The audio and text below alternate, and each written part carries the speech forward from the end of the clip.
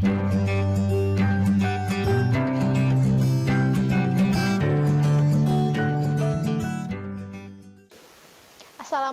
warahmatullahi wabarakatuh. Bertemu lagi dengan saya Yulisna di part kedua mengenai komunikasi bisnis. Yang pertama, pembahasan mengenai komunikasi bisnis mengenai penulisan laporan dan proposal dan membuat laporan pendek dan panjang. Yang pertama, perencanaan laporan dan proposal. Bisa dilihat di sini. Yang pertama, definisikan masalah, tujuan, dan ruang lingkup. Yang kedua, analisis audiens. Yang ketiga, mengumpulkan bahan yang diperlukan. Yang keempat, menentukan ide atau gagasan. Yang kelima, menganalisis dan menafsirkan data. Yang keenam, mengorganisasikan data dan mempersiapkan outline akhir. Selanjutnya, pengorganisasian laporan dan proposal. Yang pertama, cara menyusun tubuh laporan dan proposal melalui pendekatan deduktif dan pendekatan induktif. Yang kedua, cara menyusun teks laporan dan proposal. Yang pertama, membuat topik-topik atau kriteria. Yang kedua, menyusun urutan suatu peristiwa. Yang ketiga, mendeskripsikan lokasi atau tempat. Yang keempat, menjelaskan suatu proses atau prosedur. Yang kelima, menyusun urutan tingkat kepentingan secara alfabet.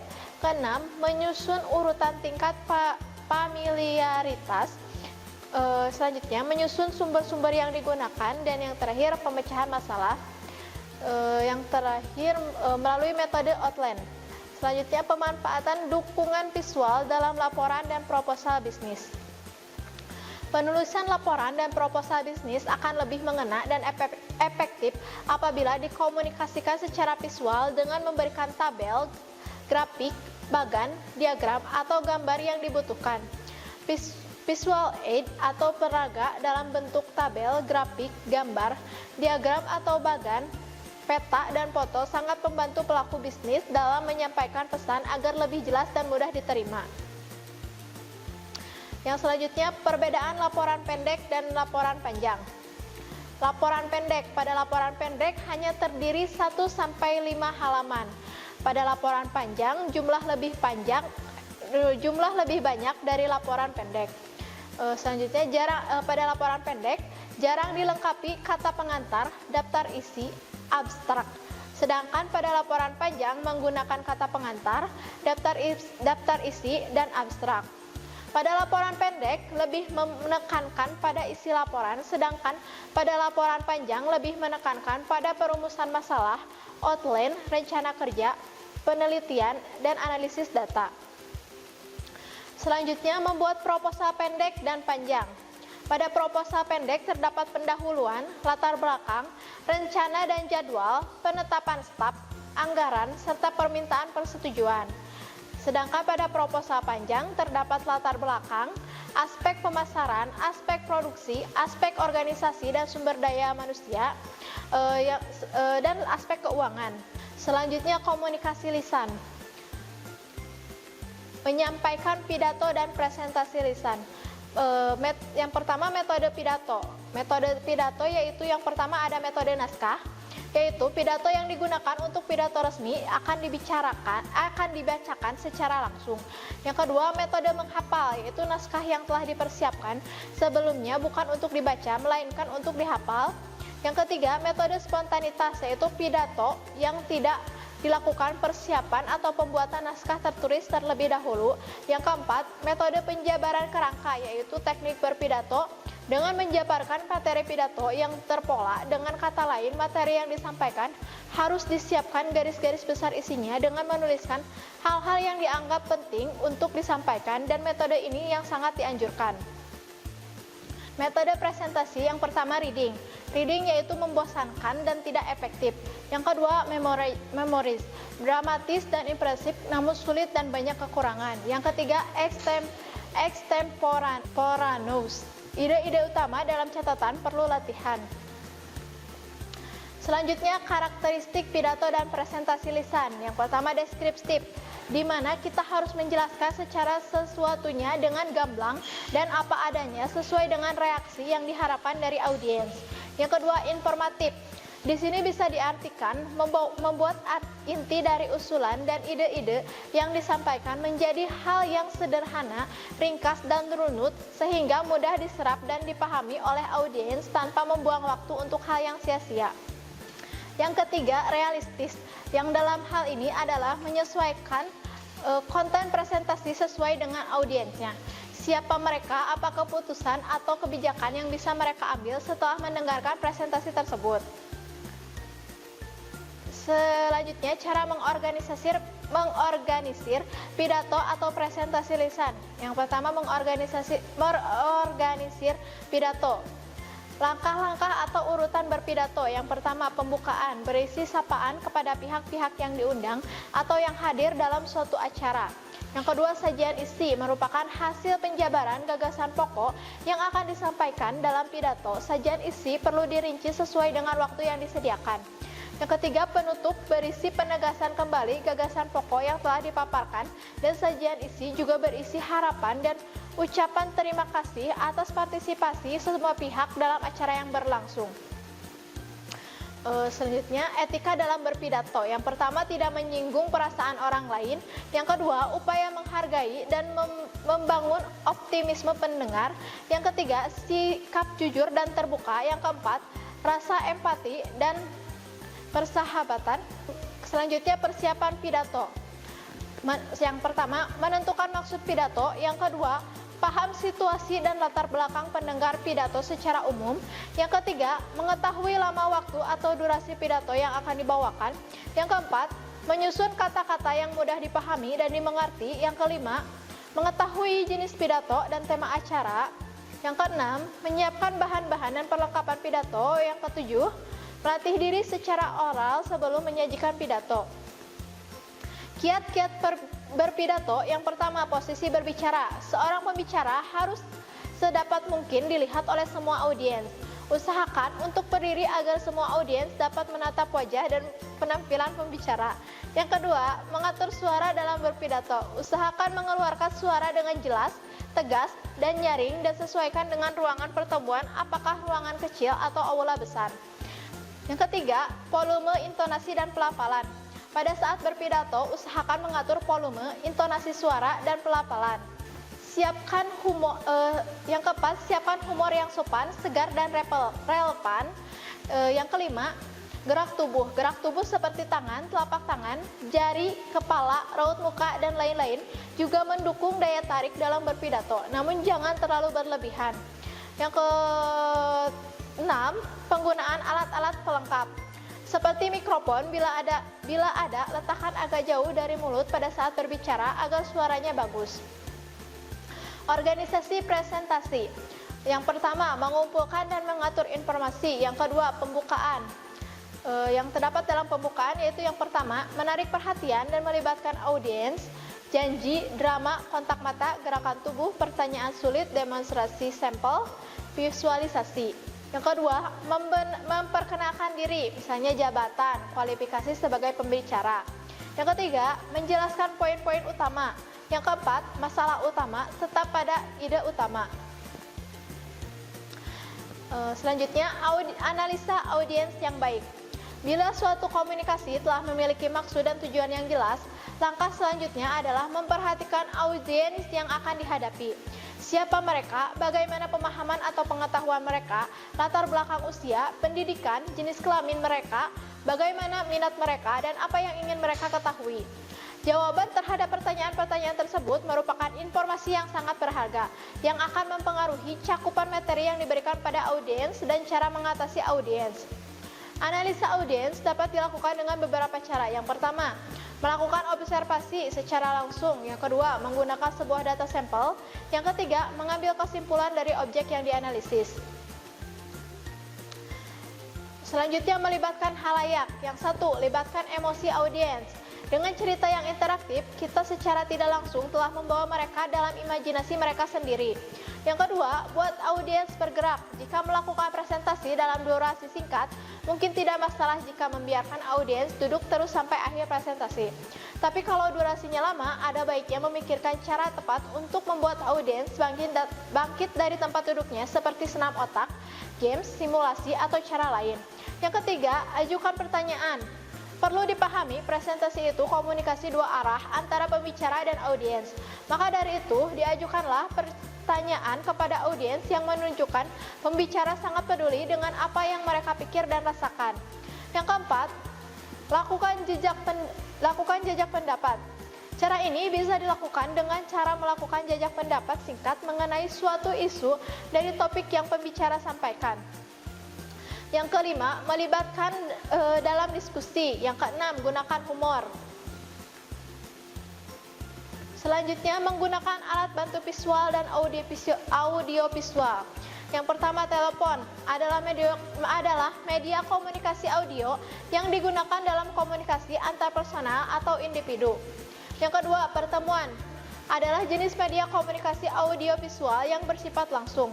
Yang ketiga, wawancara adalah media komunikasi visual karena komunikasi berlangsung dengan tatap muka dan dua arah.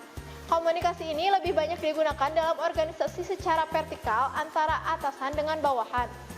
Yang keempat, kunjungan adalah komunikasi audiovisual dalam suatu kelompok. Jenis media komunikasi ini lebih menitik beratkan pada hubungan antar manusia.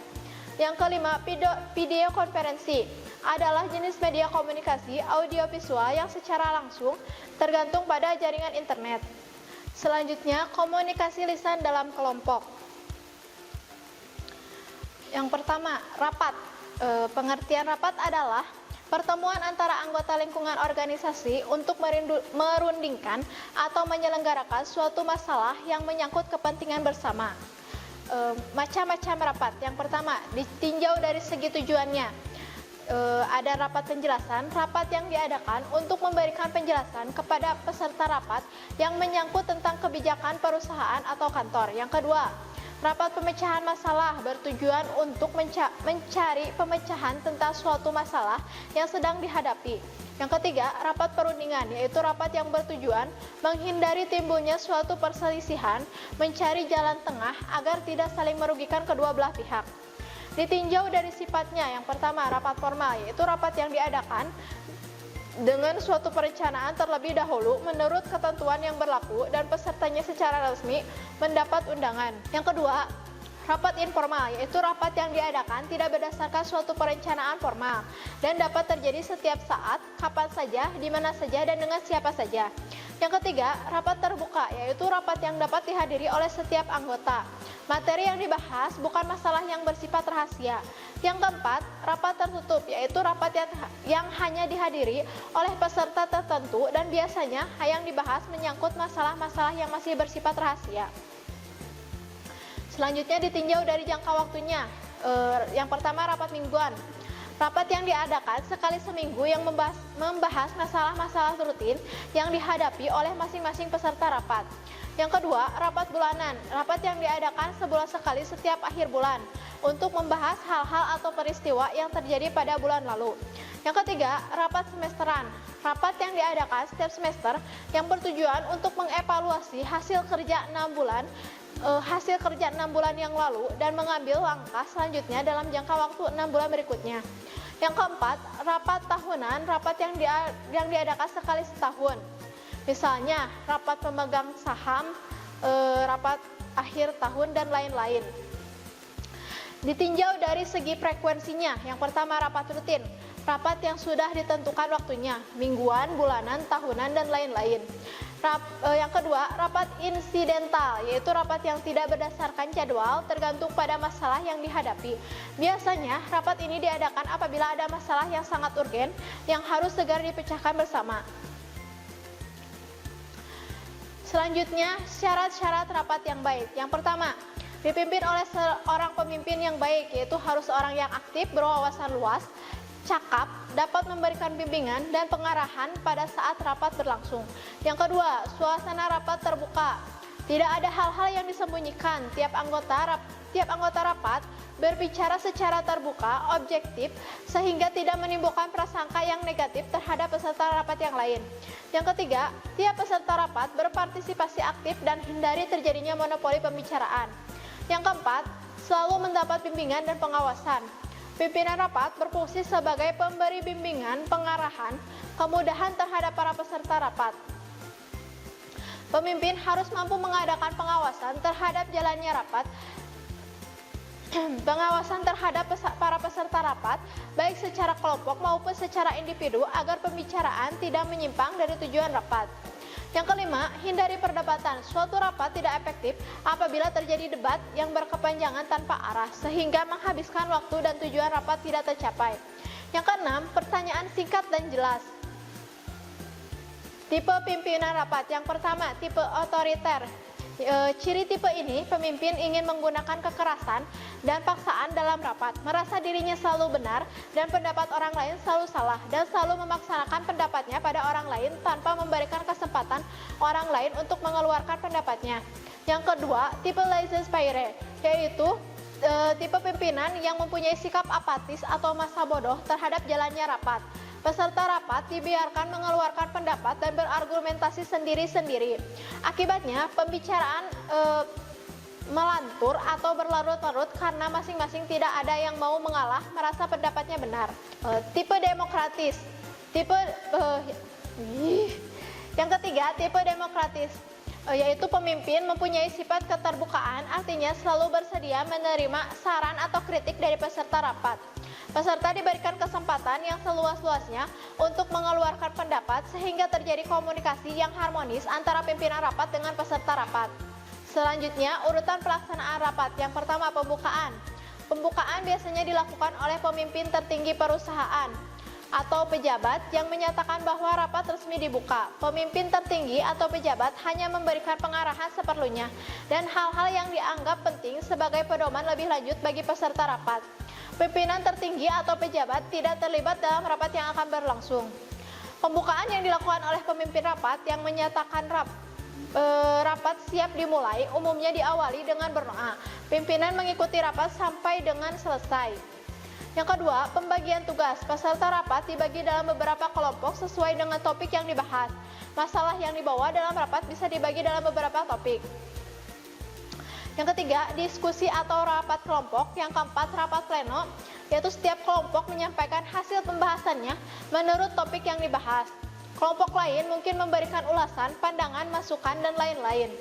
Yang kelima, perumusan. Biasanya diserahkan kepada suatu tim sendiri yang dinamakan tim perumus. Yang keenam, reproduksi dan pendistribusian naskah.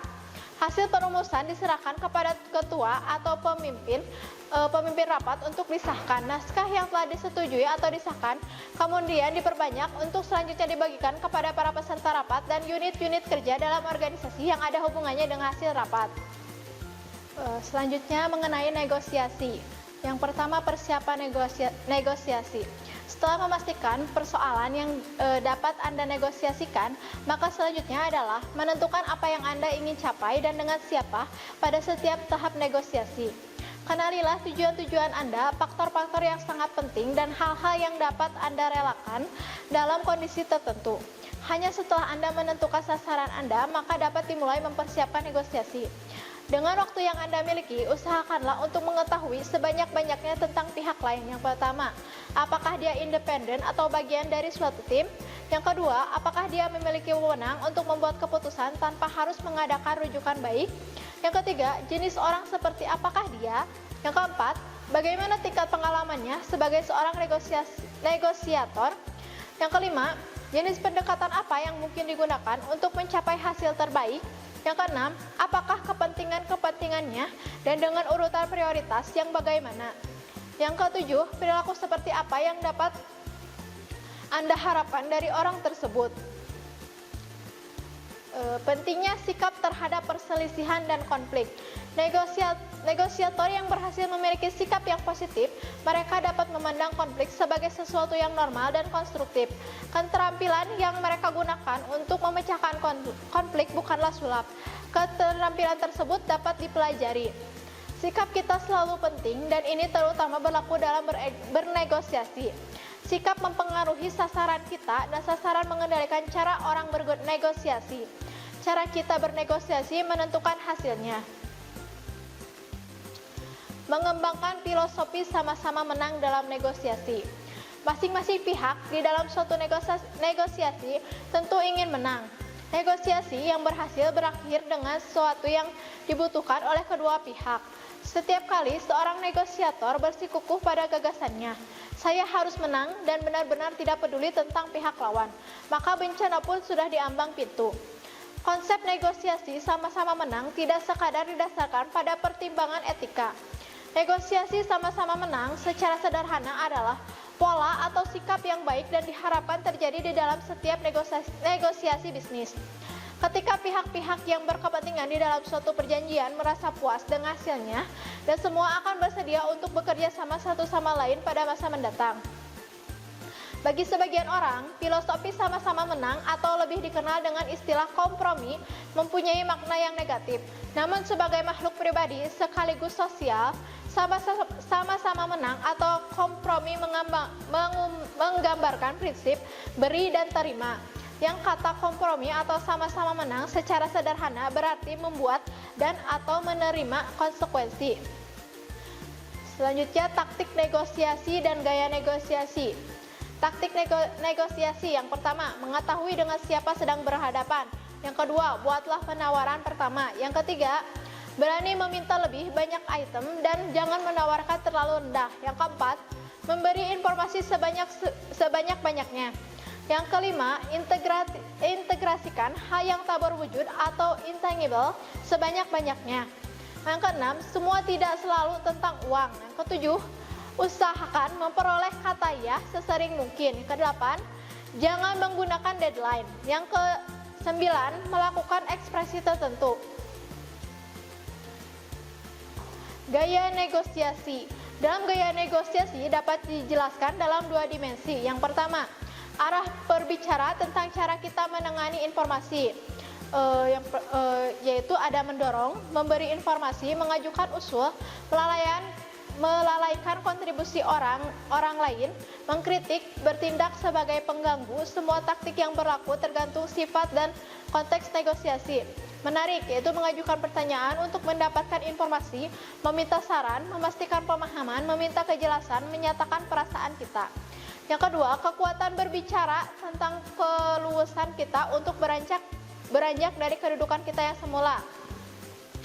Yang pertama ada bersikap keras, kita ingin menang berapapun harganya, tidak akan mengalah atau mundur, tidak akan menerima tawaran apapun, kita mengejar sasaran yang tinggi.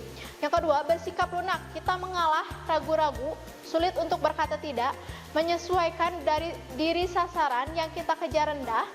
Kita dapat mengambil sikap keras dalam beberapa persoalan dan bersikap lunak dalam persoalan-persoalan yang lain. Hal ini memberikan petunjuk jelas mengenai hasil yang menjadi prioritas. Selanjutnya, 4 perilaku negosiasi. Yang pertama, moving against, menjelaskan, memperagakan, mengarahkan, mengulangi, menjernihkan masalah, mengumpulkan perasaan, berdebat, mengimbau, menghakimi, tak menyetujui, menantang, menunjukkan kelemahan pihak lain. Yang kedua, moving with pulling, memperhatikan, mengajukan gagasan, menyetujui, mengembangkan interaksi, mengulangi kecaman-kecaman, mencari landasan bersama, mengungkapkan perasaan-perasaan orang lain. Yang ketiga, moving away, menghindari konfrontasi, menghindari hubungan dan mengsengketa, menarik kembali isi pembicaraan, berdiam diri, tak menanggapi pertanyaan. Yang keempat, yaitu mengamati, memperhatikan, memusatkan perhatian pada here and now, mengikuti arus, luas, menyesuaikan diri dengan situasi dan menyukainya. Selanjutnya, the 5 international negotiation skill. Yang pertama, mampu melakukan empati dan mengambil suatu kebijakan seperti pihak lain mengamatinya. Juga ada kesediaan untuk memahami sikap dan perilaku pihak lain dengan jalan memandangnya dari sudut pihak lain. Yang kedua, mampu menunjukkan faedah-faedah dari usulan pihak lain sehingga pihak-pihak yang terlibat dalam negosiasi menunjukkan kesediaan dalam merubah kondisi masing-masing. Yang ketiga, mampu mengatasi stres dan menyesuaikan diri terhadap situasi tak pasti dan tuntutan-tuntutan di luar perhitungan. Yang keempat, mampu mengungkapkan gagasan-gagasan sedemikian rupa sehingga pihak lain akan memahami sepenuhnya gagasan-gagasan yang diajukan. Yang kelima, cepat memahami latar belakang budaya pihak lain dan berusaha menyesuaikan diri terhadap keinginan-keinginan pihak lain dan mengurangi berbagai rintangan dan keterbatasan yang ada. Selanjutnya, kemampuan komunikasi non-jurnalistik atau lobby. Kemampuan melakukan lobby adalah pendekatan nonverbal yang sering digunakan dalam mencapai kesepakatan tertentu. Sebagai aktivitas komunikasi, lobby tidak jarang justru lebih efisien untuk mempengaruhi orang lain demi mengambil keputusan sesuai dengan yang diinginkan. Melakukan lobby adalah melancarkan persuasi, yakni mempengaruhi orang lain tanpa harus merasa dipengaruhi oleh orang lain itu. Selanjutnya, teknik persuasi. Langkah menguasai teknik persuasi terhadap konsumen dan investor yang pertama. Pengulangan adalah kunci untuk menarik perhatian orang. Yang kedua, buatlah pesan dalam konteks yang penting bagi audiens. Yang ketiga, gunakan skenario cerita yang berkontras untuk menggambarkan dampaknya.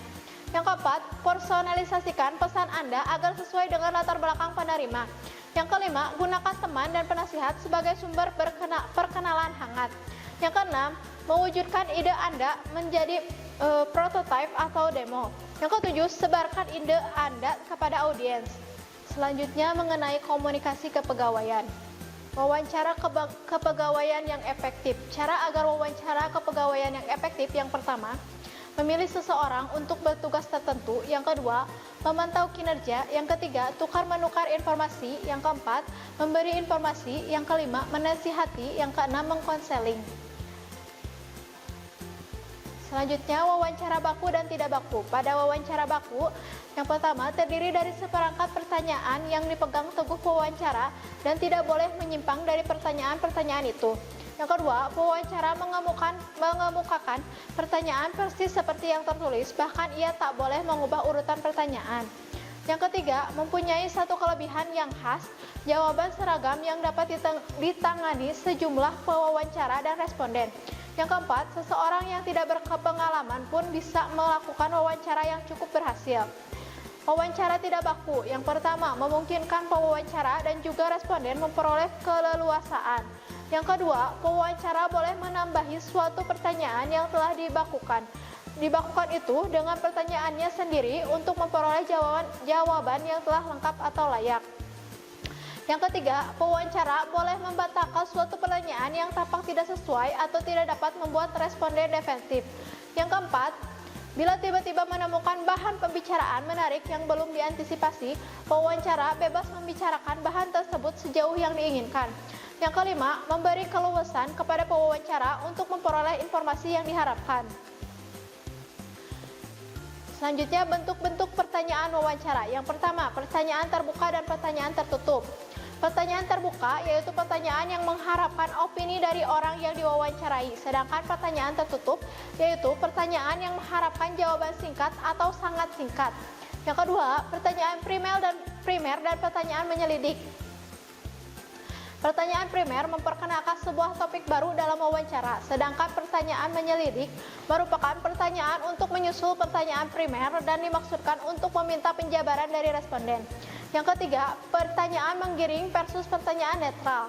Pertanyaan netral adalah pertanyaan yang tidak secara eksplisit atau implisit menyarankan jawaban yang diinginkan, sedangkan pada pertanyaan menggiring adalah sebaliknya.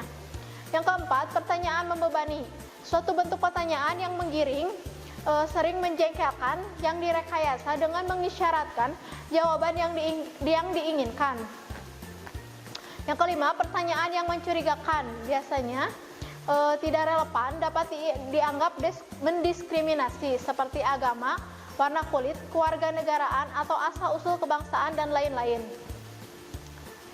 Selanjutnya, struktur wawancara. Yang pertama, membuka wawancara. terdapat poin-poin sebagai berikut. Yang pertama, memperkenalkan tujuan wawancara kepada responden. Yang kedua, memelihara hubungan dengan responden, membuatnya merasa bahwa pewawancara dapat dipercaya dan bahwa pertemuan itu bukan merupakan situasi yang mengancam. Yang ketiga, memotivasi responden untuk menjawab pertanyaan. Batang tubuh wawancara. Yang pertama, menentukan topik yang akan dibahas. Yang kedua, tentukan urutan-urutan sebenarnya dari pertanyaan-pertanyaan. Yang ketiga, kesimpulan. Akhiri wawancara dengan baik dan terampil. Seringkali terlalu sering wawancara berakhir tiba-tiba karena kekurangan waktu dan kedua pihak merasa perlu mengakhiri wawancara. Yang selanjutnya, komunikasi interpersonal. Yaitu komunikasi yang dilakukan dalam suatu hubungan interpersonal antara dua orang atau lebih secara verbal maupun non-verbal dengan tujuan untuk mencapai kesamaan makna. Elemen-elemen dalam komunikasi interpersonal. Menurut Joseph A. De Pito, dalam komunikasi interpersonal terdapat beberapa unsur atau elemen penting. Yang pertama, sumber atau penerima. Komunikasi interpersonal melibatkan paling tidak dua orang di mana masing-masing pihak dapat berperan sebagai sumber, yakni membentuk dan mengirimkan pesan, dan juga berperan sebagai penerima, yakni menerima pesan. Yang kedua, pesan merupakan sinyal yang dipandang sebagai stimuli atau rangsangan bagi penerima pesan dan diterima oleh salah satu indera manusia atau kombinasi dari beberapa indera manusia. Yang ketiga, encoding decoding. Yang dimaksud dengan encoding adalah tindakan memproduksi pesan seperti menulis dan berbicara. Sementara itu yang dimaksud dengan decoding adalah tindakan memahami pesan seperti mendengar atau membaca. Yang keempat, media. Yang dimaksud dengan channel atau media adalah media yang digunakan untuk menyampaikan pesan yang menghubungkan sumber dan penerima. Yang kelima, gangguan. Secara teknis, gangguan adalah segala sesuatu yang mendistorsi sebuah pesan atau hal-hal yang mencegah penerima menerima sebuah pesan. Yang keenam, feedback adalah informasi yang kita terima sebagai bentuk respon terhadap pesan yang telah kita kirimkan. Yang ketujuh, konteks. Suatu komunikasi selalu berlangsung dalam sebuah konteks atau lingkungan yang mempengaruhi bentuk dan isi pesan yang akan disampaikan. Konteks lingkungan dapat berupa lokasi fisik di mana interaksi terjadi. Sementara itu, yang termasuk dalam konteks situasi atau konteks budaya adalah ruang hidup atau latar belakang budaya dari masing-masing partisipan komunikasi. Yang kedelapan, komunikasi selalu memiliki konsekuensi. Oleh karena itu, dalam berkomunikasi selalu melibatkan etika komunikasi. Begitu pula dalam konteks komunikasi interpersonal. Setiap tindakan komunikasi memiliki dimensi moral, apa yang benar dan apa yang salah. Sekian penjelasan mengenai komunikasi bisnis dari saya. Mohon maaf bila ada kesalahan kata. Assalamualaikum warahmatullahi wabarakatuh. Kunjungi sosial media lainnya seperti website kami di pkbmalkata.com, Facebook PKB Malkata Mananjaya, Instagram PKB Malkata Official. Dan terima kasih telah klik video ini. Jangan lupa like, comment, share, and subscribe untuk menunjukkan dukungan kamu terhadap channel ini. Enjoy the video, PKB Malkata.